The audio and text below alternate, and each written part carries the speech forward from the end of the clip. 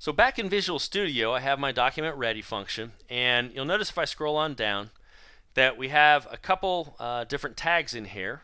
We have a form tag with an ID, and that's about it. We don't have a whole lot going on as far as IDs right now. So let's go ahead and add in, just right here at the top, let's go ahead and add in a div, since forms aren't real exciting at this point.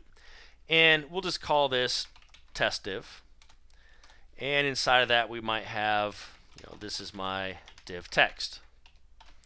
So if we want to find that particular div, test div, all we'd have to do is, once we know the DOM is loaded, we can come on in, we'll start with our jQuery selector, and we have to do the pound, or the hash, and do the name of it, test div. And then we can come in and let's say we want to, let's grab the HTML and we'll actually write that to an alert. So HTML again is a jQuery function, and we'll just update that in an alert box. So let's pop that up.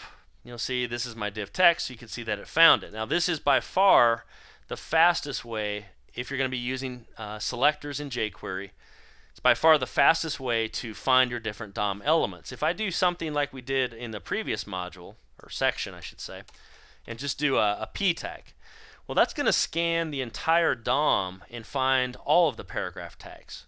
So by doing the ID, it knows exactly what to look for, and it's optimized in the document object model to be able to find that. So that's all you have to do to find those particular items. We could come down to wrap up this section and come to form 1, put that in there, and that should return for the form all this table HTML. So let's go ahead and run that. And you can see it did. We have some stuff that was injected, but here is our table tag that was added into the DOM, which represents our form down here. So that's how easy it is to use ID selectors. The nice thing is, as shown in the previous section, in addition again the HTML, I could certainly modify styles, I could change classes, I could even add children if I wanted, all programmatically, and it's very, very compact. And I just think it's a lot more easy to work with. It's a lot easier to work with, I should say, than get element by ID, and then we'd put in, test div, which is the traditional way to do it. So kind of take your pick there, but get a lot of benefits by getting the jQuery object instead.